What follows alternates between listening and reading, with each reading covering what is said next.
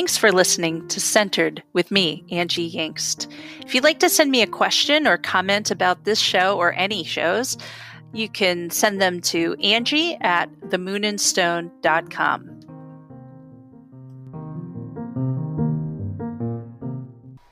Hello and welcome to Centered. I am Angie Yingst, your cruise director through the rocky seas of tarot. And it's been a while since I did an Ask Me Anything episode, and I love them so much. One of the reasons is because I think my perfect job would be an advice columnist. I just love answering questions about my special interests, and we'll talk more about that, I guess. So what I did for this episode is compile tarot questions I have received over the years. I kind of followed up with some questions, like I created my own just to kind of go into a little more explanation about from the original question. But I thought I'd make an episode for those who want to know more. If you don't know, I am the writer of the Complete Tarot and the Complete Tarot Layouts. I have a class that is really comprehensive, like it's super in-depth about learning tarot, and it just takes you through. And so I'm actually starting that class in September online. And so I thought I'd just tie this in because a lot of people don't understand tarot, and of all the disciplines, I think it's sort of the most feared, maybe misunderstood, and not necessarily because it's complicated, though it is. You know, you can't necessarily pick up the deck and be like, oh, this is what this means. But because of a lot of reasons, I've had grown-ass men tell me they're afraid of tarot. And I'm like, afraid of a deck of cards? And part of that is religious upbringing and fear-mongering, horror movies which show, scary, witchy people giving horrible tarot readings that predict death. And, I don't do that. I have never done that. I have never had the decks do that. So I sometimes call myself a tarotist, and that's because I study tarot and I write about it and I think about it a lot. And there's no, just saying I'm a tarot reader doesn't kind of give the gravitas of what someone like me who studies tarot would, it doesn't represent that heaviness that I have with it, which is, first of all, it's infinitely interesting to me, and two, I am always reading about it and discovering new things about the cards. And I know that the other tarotists that I know do the same thing. Like, they study the history of the deck, the history of the images, what they mean. So that's why I sometimes call myself a tarotist, just to distinguish that I'm a studier and, creating my own research about tarot. So I bought my first deck at a New Age store in Bethlehem, Pennsylvania, because I'm from Allentown, or outside of Allentown. And that store, I think, was called the New Age store. So I was about 15, probably with my sister, and, we kind of were with friends, I think. We shared the deck. I definitely had some kind of book. And the book probably came with the deck. I just remember it being hard to understand. So we used it, but I was kind of boy crazy. I was girl crazy. As a bisexual woman, I was crazy about them all. And so I probably used it to figure out my future, if I was going to date that person, if they liked me back. But, I was shit at reading the cards for that. So I always kind of left with I would sort of imprint what I wanted it to say, But spoiler is I still don't really read the cards for the future. I'm really reading them to figure out the energy of now, which we'll talk about a little bit. Then I kind of went to college and did not take my deck. And I say that because I was a little embarrassed that I read tarot, and I didn't want people to know. I was definitely a closet reader, and I know a lot of people who are that as well. I moved to Tucson, bought another deck, did the same thing. Moved away, gave it away. rinse and repeat till I was about 35. So I would always sort of pick up a new deck wherever I was, but I didn't really get serious and intensely study the cards until I was about 35. And so that's when my special interest button took over. And so technically, I have been reading since I was 15 years old, and if you're keeping score, that's 1989. But I've only really been seriously reading since 2010, because that's when I bought a card or a book that really piqued my interest as a discipline and a study, and that was Rachel Pollack's book, 78 Degrees of Wisdom. And once I started reading that, I was like, oh, this is a serious study. Like, this is not what I thought it was. And it became a pretty intense full-time thing. I should say full-time on the downside of parenting and doing all the other stuff that kept my family alive and going. But, if you're neurodivergent, obsessive nerd like I am, you understand what it means when your special interest button is pushed, which is that a large chunk of what I read about, collected information about, wrote about, thought about was this. And I wanted to know all these intellectuals who were talking about the tarot. And I also have to say, like, my crystal button is pushed, my energy work button is pushed, all that stuff kind of came together. And so, it's kind of how I became like a crystal coach at Hibiscus Moon, which is just, I think she saw this like research monkey thing that I have within me and was like, oh, we could utilize that, So it was pretty fun and amazing to have that as a job, because I really did love doing it. So, okay, so here are some just basic questions, like, which is kind of the obvious, like, what even is tarot? A lot of people don't understand. They think this deck is just like a random group of cards. So it is a deck of cards, and it sounds like, oh, is it a complicated deck of cards? Honestly, it's very, very similar to our playing cards, the 52 cards in a deck of cards that you play with. And it was once a game. But the tarot has 78 cards. It has the 52 cards. Well, actually, it's 56 cards of the minor arcana. And that would most resemble playing cards. There's 4 suits, and the 4 suits kind of align with the 4 suits of a playing deck, deck of playing cards. They look different, right? We have, instead of having like hearts, diamonds, spades, and clubs, they are wands, cups, swords, and pentacles. And they do correspond a little bit, but they each have they have 10 cards in the pips, that's what they call them, and then they have court cards like the Jack, the Queen, the King, but in tarot it's the Page, the Knight, the Queen, the King, and they're sometimes called different things. But these 78 cards have been around since the 15th century, 14th, 15th century. And again, they're broken up into 2 sections that are called the arcana. Now, arcana does mean mystery, so not surprising that people think they're mysterious when they're literally called mysteries.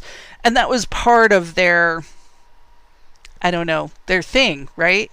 Which is, they were supposed to be like, they have all this lore and myth, like, oh, they were invented by ancient Egyptians, or, they come from Atlantis, or, whatever crazy lore there is, but they really originated, like, France, Italy is really where they are said to start from.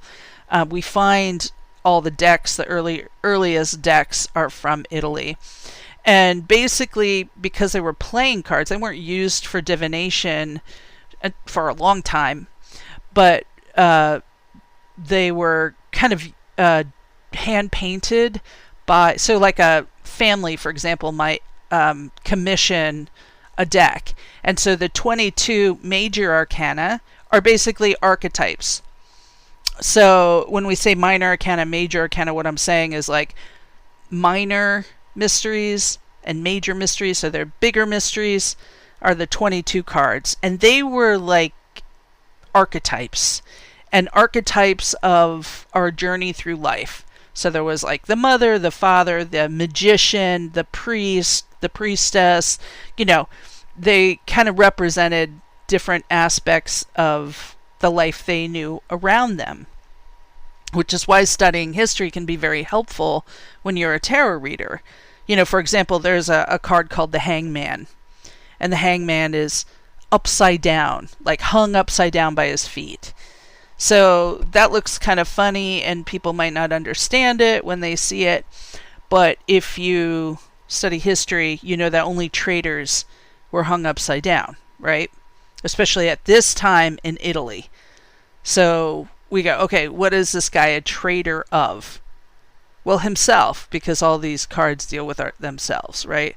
So anyway, that I could go way into it. So you know, what the cards really end up doing is having these two different sections, the majors and the minors. The minors kind of represent every aspect of our daily life, and the majors kind of deal with like bigger life issues, spiritual issues. And so what happens with the cards is there's this game, they're playing it, and then all of a sudden, you know, these images become kind of primordial, right? We realize they are collective unconscious archetypes. Jung kind of looked at the tarot deck and had, you know, made that connection too. Like, these are psychological images. But they didn't know that in the 14th century. They would not have identified that. What they would do is, like I said, commission an artist to paint. So if you were a rich family, you might commission an artist to paint a tarot deck for you. And we know this because there's little holes in the original tarot decks where artists would use it to paint a new one, right? They would kind of look at the image and recreate it. So we have all of these decks, I mean, not a ton of them, but we have decks that look like similar, but a little different, right? Because what they would do is, okay, the patriarch of that family would now become the emperor of the deck, and the matriarch would become the empress, and the children might be, you know, strength or fortitude or whatever, you know, one they wanted to be. And so that's kind of how the thing evolved, right? And so what we're doing now in modern day is we began using this deck to get to the subconscious or unconscious understanding within us of what's happening, right? So it kind of plays in the unconscious. So the cards combined in certain ways with different card combinations correspond with issues and things that we might encounter in this life. So we make meaning out of the combination of cards when they're placed in a certain way. And we place them down in a layout. And that's what we call, you know, laying the cards out.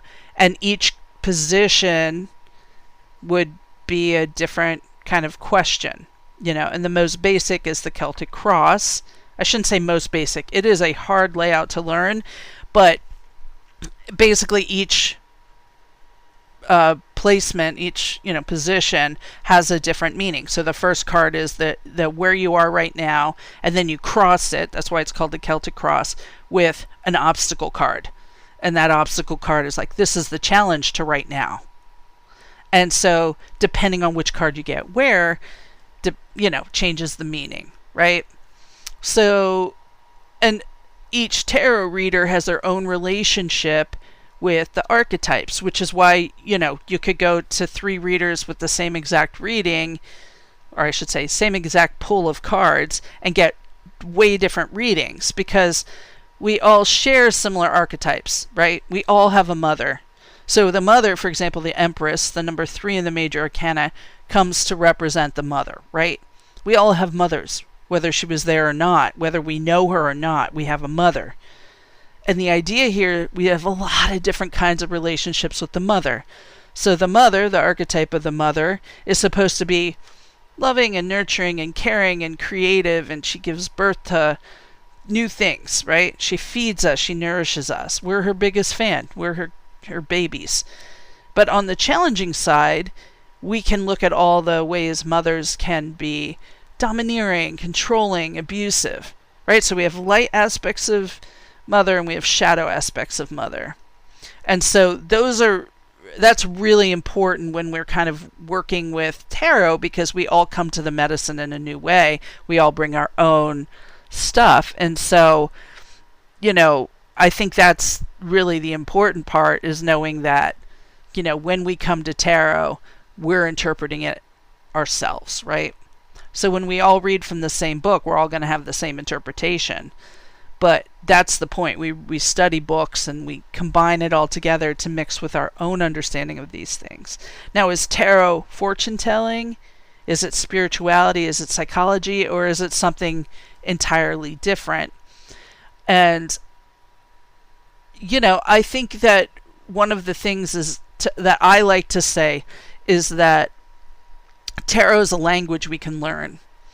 And then conversely, it's a conversation that we begin having in that language. We have that conversation.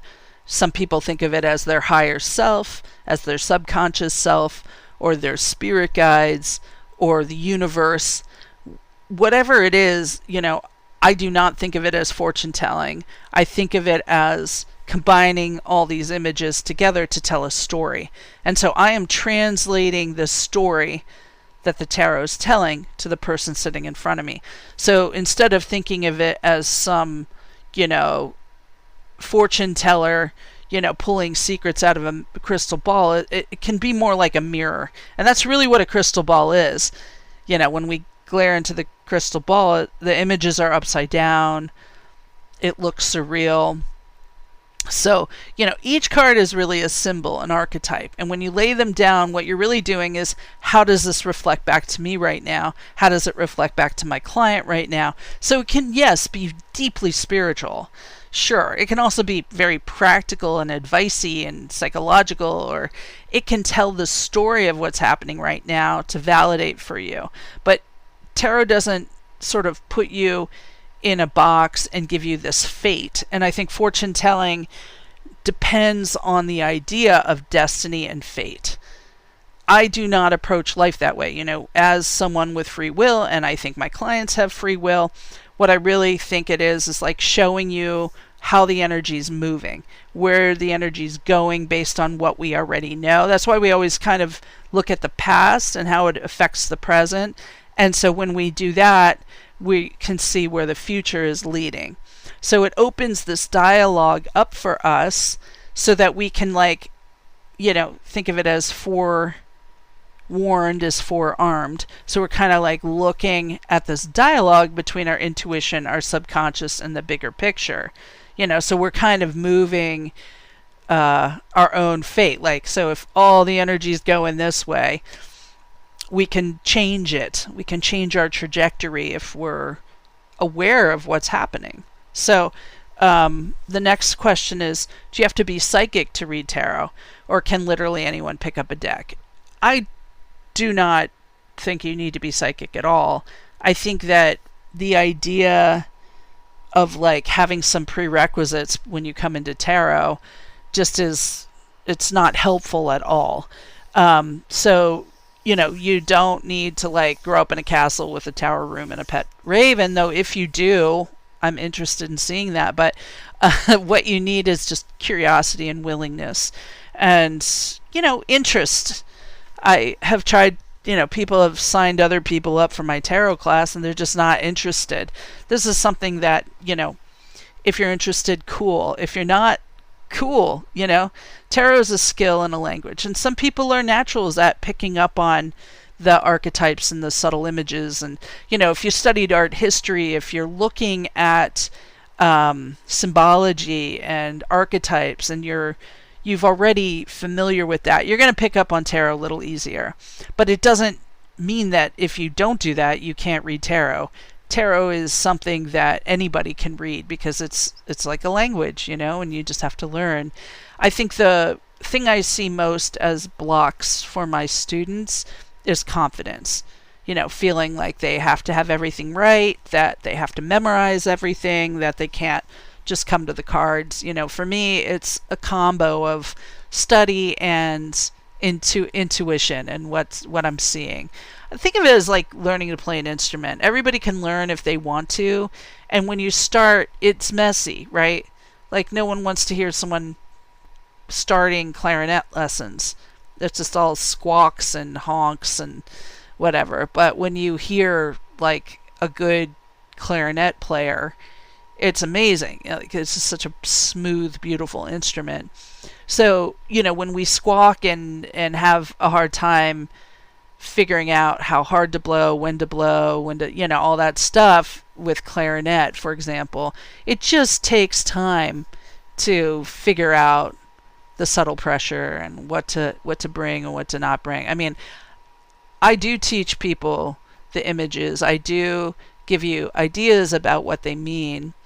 And I find the hardest part of teaching is almost like unwinding the idea that they have to be like me.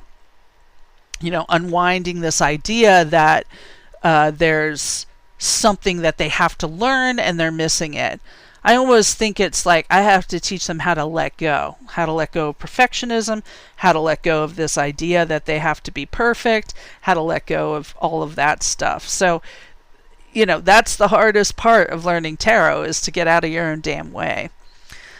So, okay, next question is, what do you say to people who think tarot is just woo-woo or random? I do think the idea of woo-woo can be... like I often refer to like when people ask me what I do, I'm like, yeah, I'm a tarot reader and a shaman, shamanic practitioner and an earth medicine practitioner, and I'm a teacher. And I just say, I do all the woo-woo things.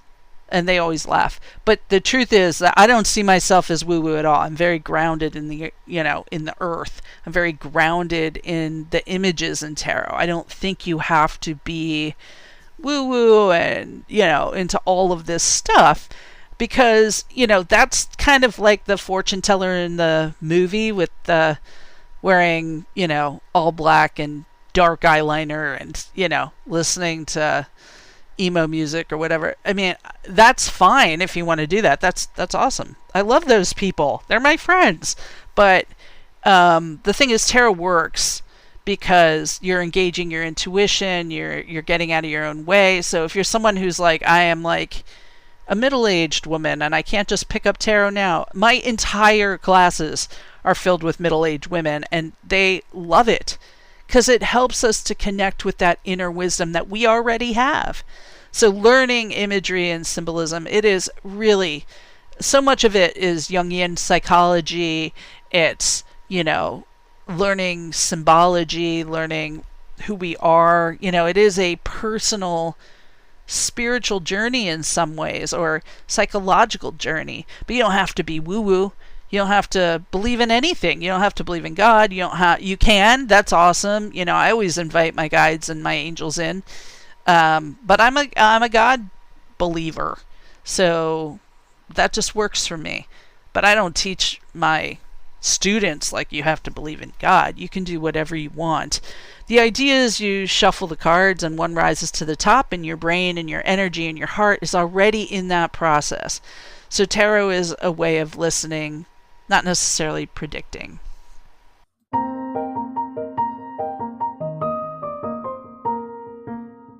Some of these questions are just like basic Tarot 101 questions.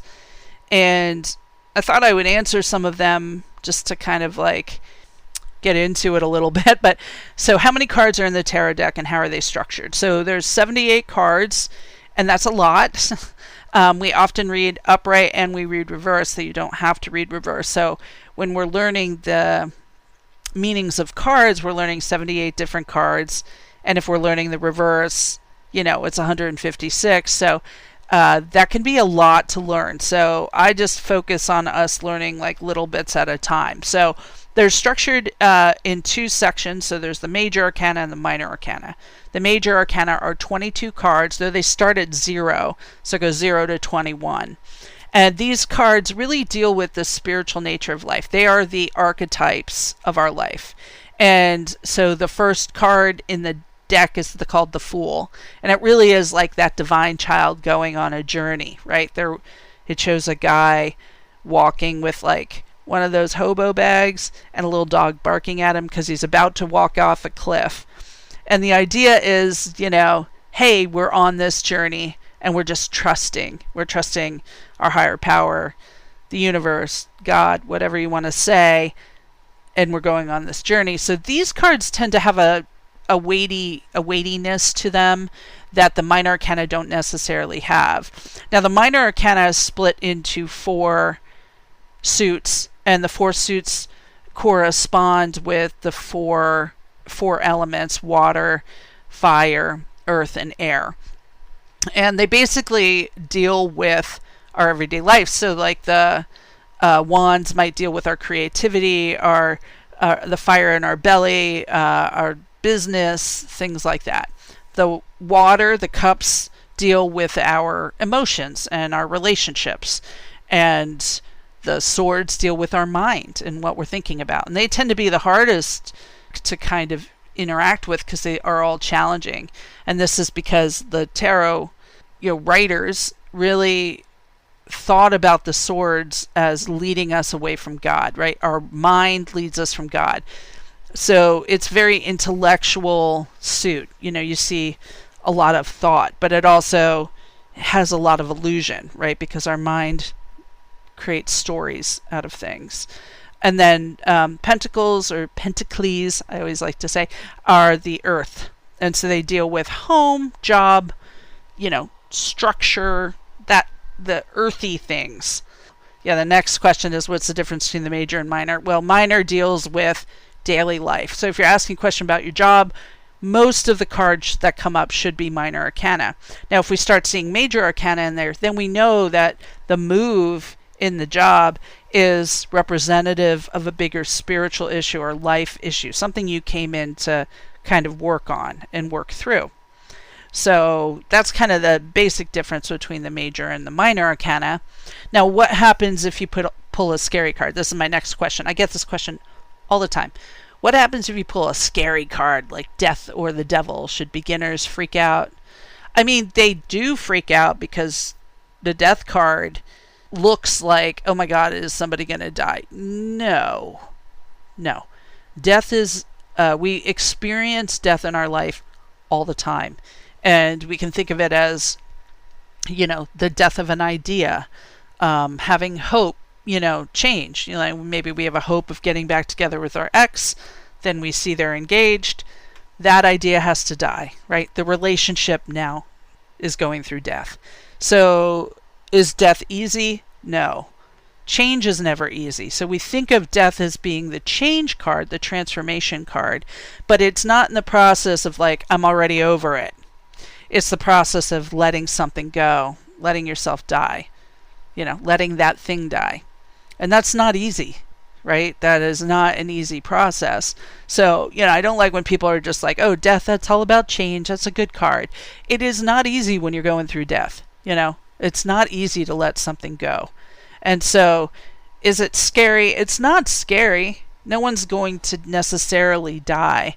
But it validates often for my clients that what they're going through is painful, that they have to experience some grief and releasing and letting go of that thing. They move to the next place. The next card in the tarot, in the major arcana, is temperance. So they go through death and then they have a new dawn in temperance.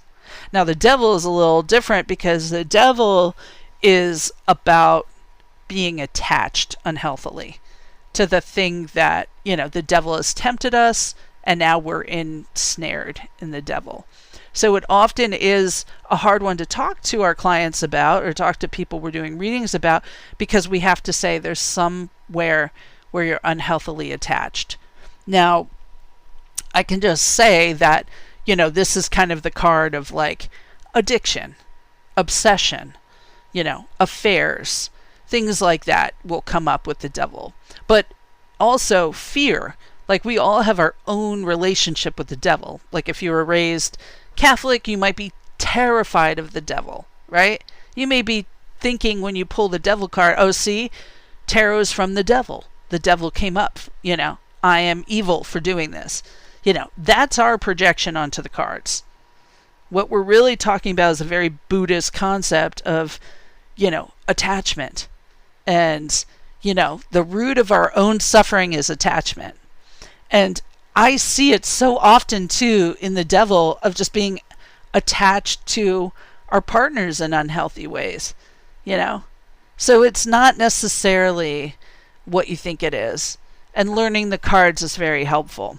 There's a great deck that looks like the Rider-Waite Smith deck, except that it's called New Vision, and it shows like what the main character of the tarot card is looking at, right? So it comes behind the main character. So in the devil, you see the butts of Adam and Eve as they're attached to the devil, and as they're looking out, there's 5 more devils out there, or whatever, a lot of devils. Maybe there's 2. I don't know. I don't remember. But I was like, oh, this is the way they're interpreting this card. The author of the New Vision tarot is that we're attached to the devil we know, not the devil we don't know, right? We're afraid of the devil we don't know, so we attach ourselves to the devil we know, and we do that, right? We play out our childhood wounds, right? Like, we pick the same kind of person that we would our father was, or our mother was, however you want to say it. So it's interesting to kind of think of the devil that way. Maybe this is something you're just comfortable with. But what if we didn't have to be attached to any devil? Wouldn't that be great? Right. So that's kind of where tarot comes in and gives you that subtle push. Like, hey, you're still attached to a devil. Even if it's the devil there's more out there for you. You have free will. You can untether yourself. So that's kind of basics, Tarot 101.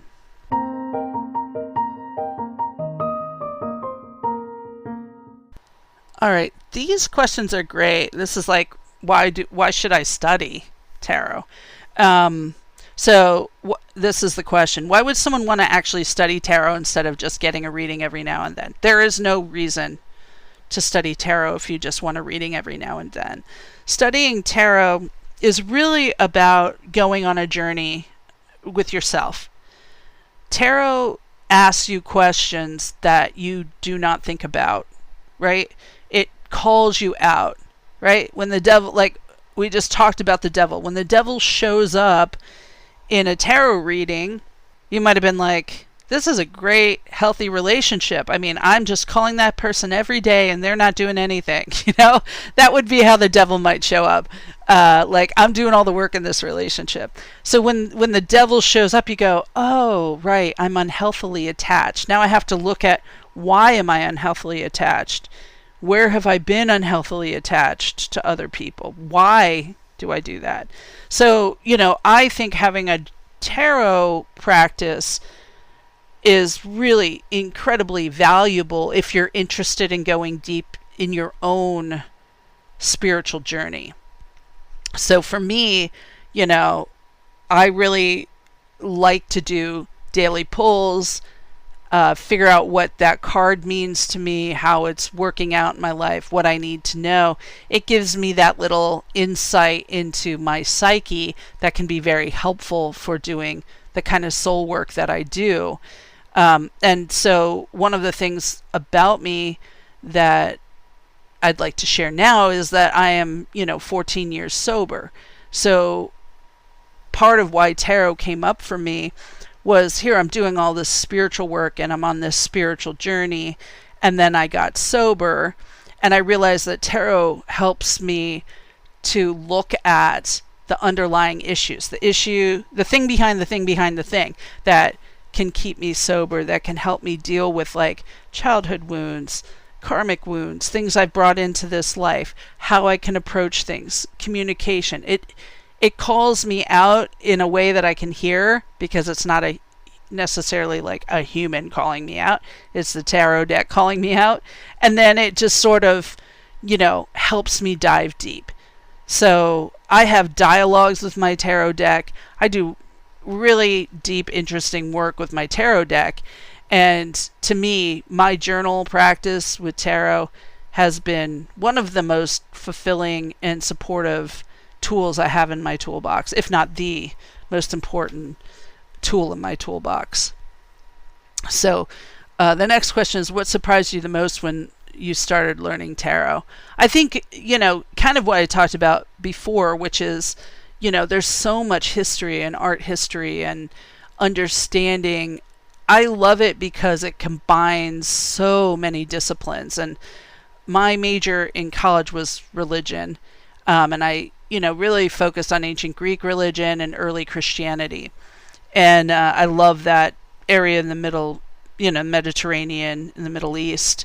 And so when I started studying tarot and kind of understanding, okay, well, I am also learning about, the history of the church, the history of the region, art history, because a lot of the symbols are showing up in many different places.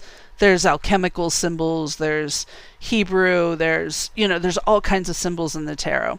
And so when I started kind of looking at all these little subtle things, I realized that, it is multidisciplinary. So I'm studying psychology, art history, learning about my own spiritual journey, learning about religions, learning about the people who created the tarot. So, I talked about the tarot being a parlor game, but it really was picked up in the 19th century by, they call it the Hermetic Order of the Golden Dawn. And this was kind of like one of those esoteric spiritual groups. And they grabbed the tarot deck and they remade it. That's the Rider-Waite-Smith deck. This is pretty much the primary deck of for people who read now. They kind of learn that one first. And so what's really important about that is they brought a whole other vision to this. And so that, to me, it's just, there's just so much to learn and so much to understand, and it goes really deep and deeper. I feel like I still have so much to learn.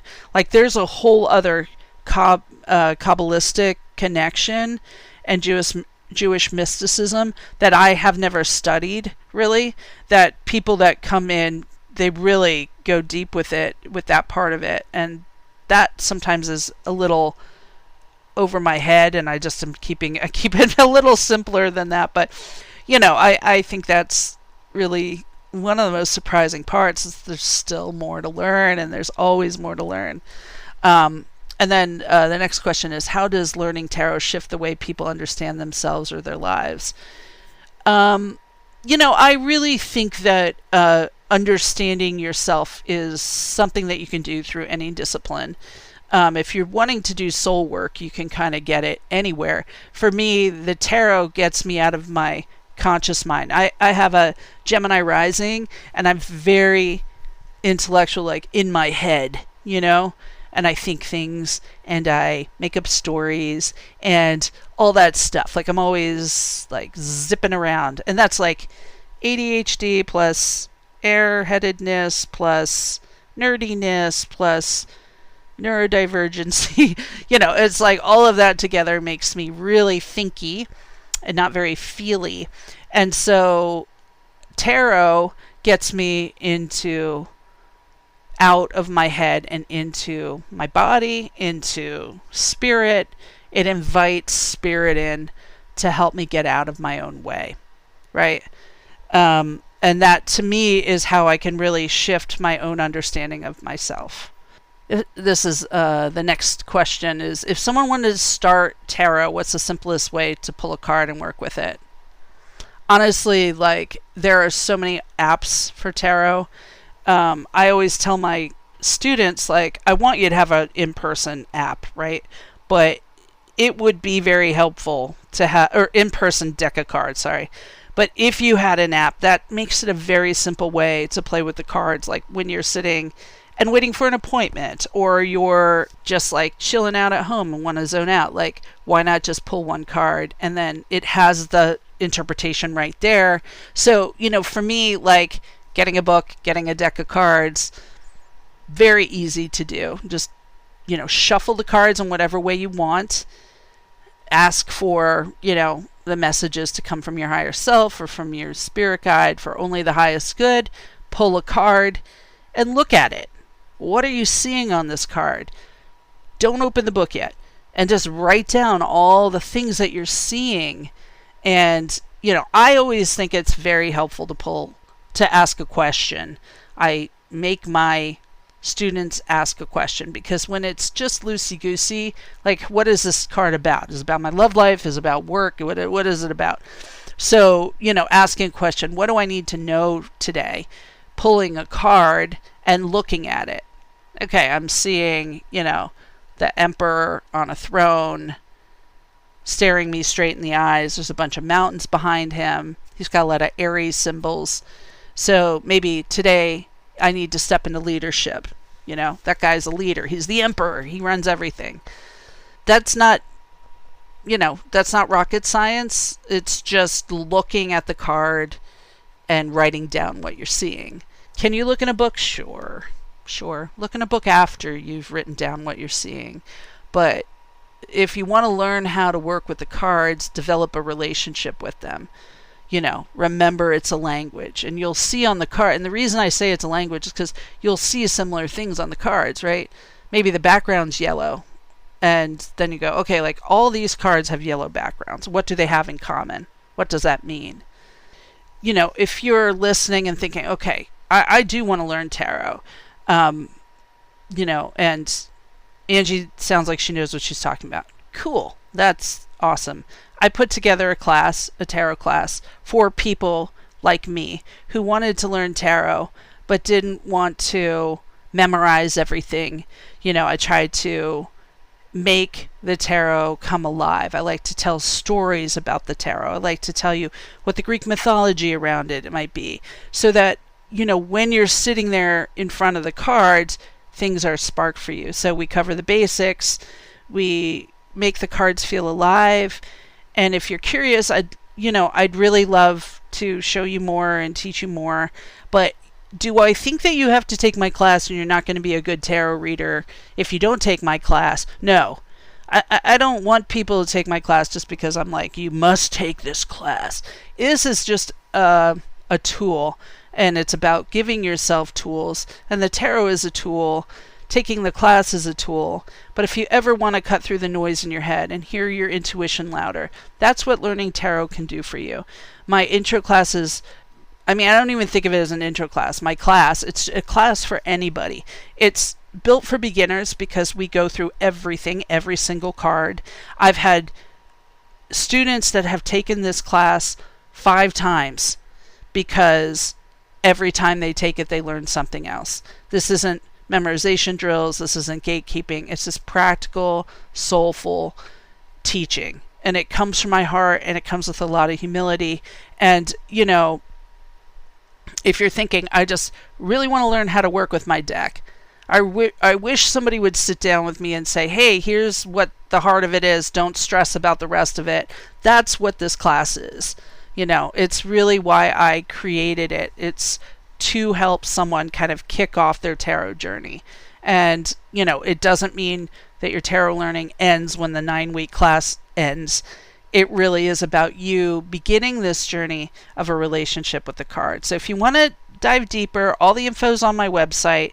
It's linked in the show notes, and you're really invited to study tarot with me, and I'd love to have you.